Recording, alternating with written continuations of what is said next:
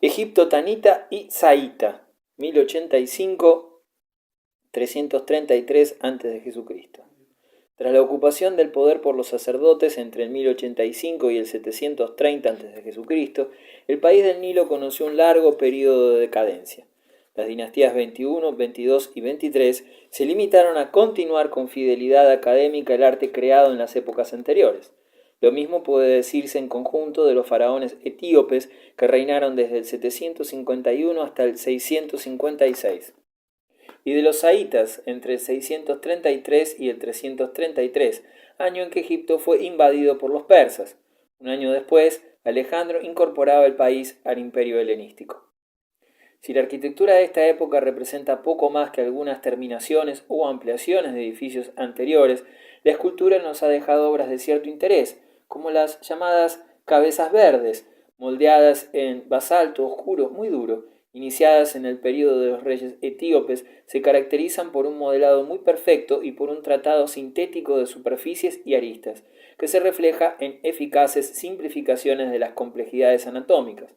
Es importante el papel que, tras las experiencias asirias, tienen los huesos y los músculos que transparentan sus masas a través de la piel. Se tratan con minucia los detalles, los ojos, las orejas, y se resiguen con trazos lineales concretos los pliegues de la cara. Los escitas, Saka, 700-300 a.C. Los escitas mantuvieron contacto con los griegos y sabemos que en tiempos de Heródoto iban en peregrinación al santuario del dios solar Apolo en Delfos. La existencia de estos contactos explica el grupo escultórico hallado en Banato, cerca de Belgrado, en el que vemos una figura viril de pie sobre la rueda del sol, en un carro tirado por aves acuáticas.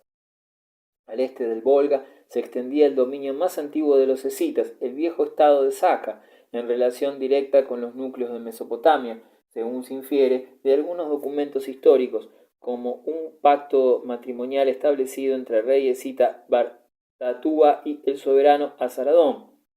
Entre los restos arquitectónicos de Saka se encuentran la fortaleza de Karmín-Blur, en Transcaucasia. Sin embargo, lo más descollante de este arte escita viene constituido por diversos utensilios y adornos personales en oro, plata y bronce, en los que se representan hasta la saciedad los temas animalísticos.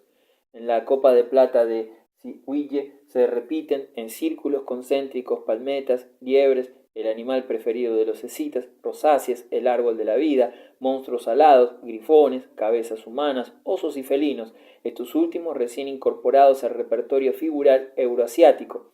Los apliques de oro para indumentaria presentan mascarones frontales con cuernos sinuosos entrelazados, grifones y otros cuadrúpedos alados, en los que se descubren las líneas del arabesco, la complicación de las formas, a poder ser entretejidas o trenzadas, y un decorativismo en el que el tema de la voluta y el de la gota, redondeada en un extremo, puntiaguda en el otro, domina al mismo estilo, denotan las tallas del marfil de Karmín-Blur.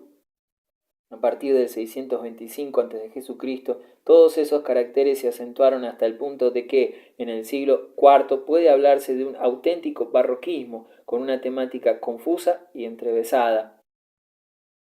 Durante el siglo VI a.C., los escitas se esparcieron por las llanuras y merced a estas correrías, o bien a través de su comercio, penetraron profundamente hacia Europa. Obra indudablemente escita del siglo VI es el tesoro de Bettersfield, así como otras piezas halladas en Transilvania, Galicia, Silesia e incluso en la Pomerania, donde se descubrió el brazalete de Vogelsang. A partir del siglo IV antes de nuestra era, el arte escita experimentó una acusada influencia griega. China Teshú, 771-335 a.C. Tras la brillante época Chang y su primer arte bronzista de alta calidad, el Honan fue ocupado hacia el 771 a.C. por la dinastía Jin Zhou, oriunda de Chenzi, donde reinaba ya desde hacía unos 5 siglos. El arte de esta época, propio de un pueblo que invade a otro más civilizado, continuó el del período anterior, de modo que sus bronces difieren muy poco de los que se elaboraron bajo los Chang. Cabe destacar la aportación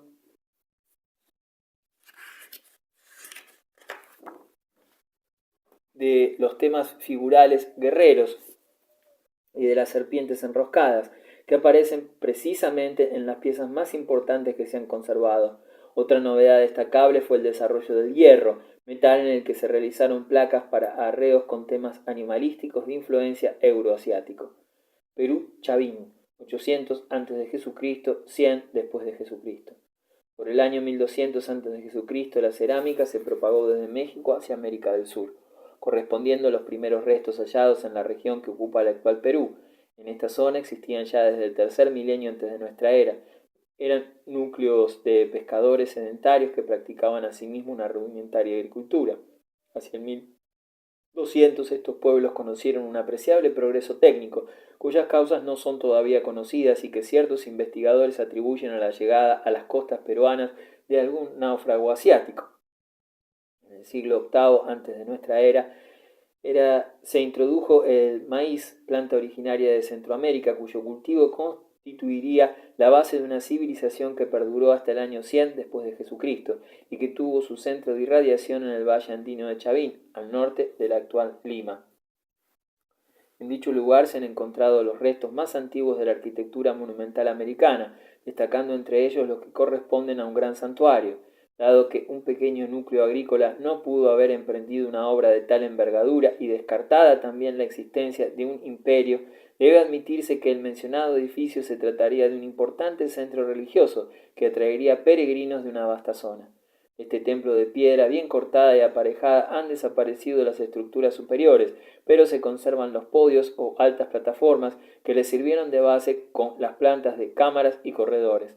En cuanto a la escultura, las estatuas exentas muestran una técnica muy tosca, pero los bajorrelieves pétreos desarrollan una personalidad muy original. Su técnica está a mitad de camino entre el simple grabado en la piedra y el bajorrelieve rehundido de los egipcios.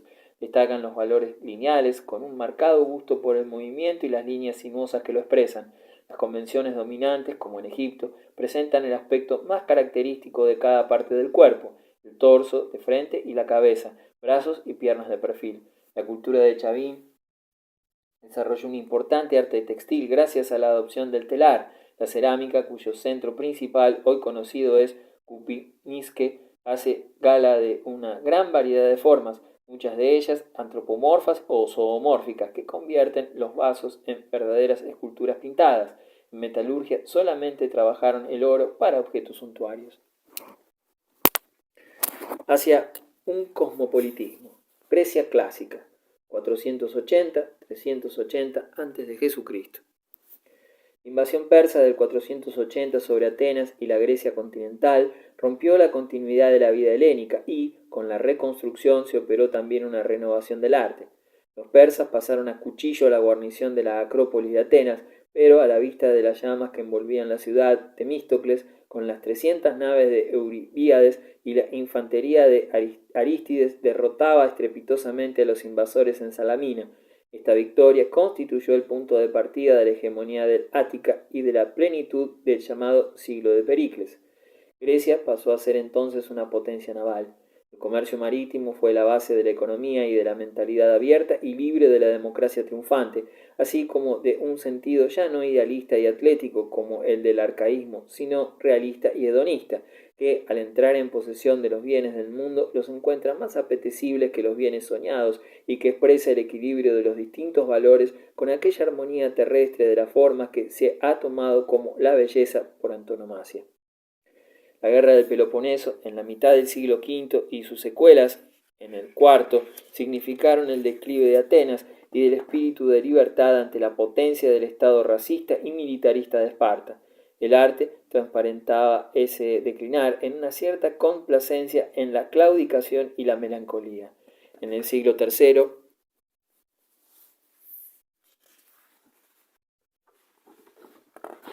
integrada al vasto mundo helenístico realmente cosmopolita, Atenas ya no constituye el centro de la cultura griega. Alejandría, Antioquía y Pérgamo le hacen la competencia y con ella se desarrolla un arte que toma del contexto egipcio, siríaco y mesopotámico muchos de sus rasgos, aunque lo criba todo por la morfología griega. La primera construcción importante después del 480, muy decisiva para la nueva etapa de la arquitectura griega, fue el templo de Zeus en Olimpia, construido por Libón en caliza conchífera recubierta de estuco policromado, con estatuas de mármol en las metopas, los frontones y los acroterios, y con tejado también de mármol. Contemporáneos de este templo son el dedicado a Zeus en Agrigento, Sicilia, y el de Poseidón en Paestum, cercano al más antiguo de Deméter. En el primero de ellos, un muro con atlantes, versión de las estatuas osiríacas adosadas al templo de Hatshepsut, une las columnas. El edificio erigido en honor de Poseidón posee 3 naves separadas por columnatas interiores de 2 pisos. De la misma época data el templo dedicado a Afaya, diosa local, cazadora y nocturna, que Píndaro cantó en sus versos. Situado entre pinos en lo alto de una colina que domina la isla de Egina, dicho edificio está construido en piedra caliza. Hasta nosotros han llegado bastante bien conservadas las columnas dóricas de su peristilo, la parte baja de los muros de su naos y las columnatas de 2 pisos que la dividían en 3 naves. En el centro de la nave central se hallaba la estatua de la diosa, rodeada de una reja de madera. En los frontones se alojaban espléndidas esculturas de mármol de Pentélico, que el príncipe Luis de Baviera trasladó a la Gliptoteca de Múnich. Las esculturas de las metopas desaparecidas parece que fueron de madera policromada. El mármol empleado en Olimpia y en Egina para la decoración escultórica se usó más tarde para la arquitectura entera. Un ejemplo de ello nos lo ofrece el templo de Poseidón, erigido el año 444 en lo alto del espectacular promontorio de Suñón, construido a base del blanco y débil mármol de Agrilesa, que el viento del mar ha corroído. Su belleza inspirado a insignes poetas como Lord Byron, Moreas y Carles Riba. En su estructura, los muros de una fortificación y un propileo dan lugar a la formación de un períbolo o patio, en cuyo centro de elevadas terrazas sirven de podio al edificio principal, al igual que un templo etrusco, y aumentan su altura. La obra maestra de esta nueva arquitectura de mármol es el templo de Atenea, en la cumbre de la Acrópolis de Atenas, más tarde conocido con el nombre de Partenón. Este edificio singular constituyó la gran empresa de Pericles, que se empeñó en levantarlo, desafiando incluso los reparos morales al emplear para ello el tesoro de la Confederación Marítima, para que Atenas fuera la escuela de Grecia y para que los tiempos futuros, como realmente ha ocurrido, fuese objeto de admiración del mundo entero. El lugar elegido para su erección es ya maravilloso. El sofista Arístides escribía en el siglo II a.C. que allí el alma se torna pura, aérea y ligera, contemplando Atenas, pues en ella la luz se hace más viva.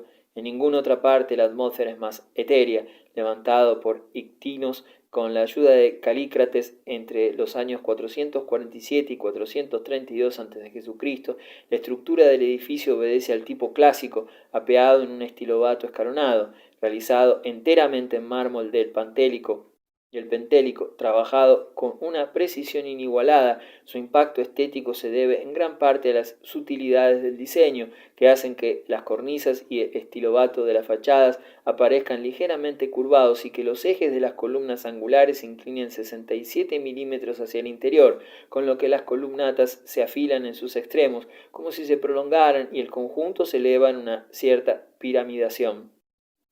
El edificio fue cristianizado por Justiniano, que lo dedicó a la Divina Gracia.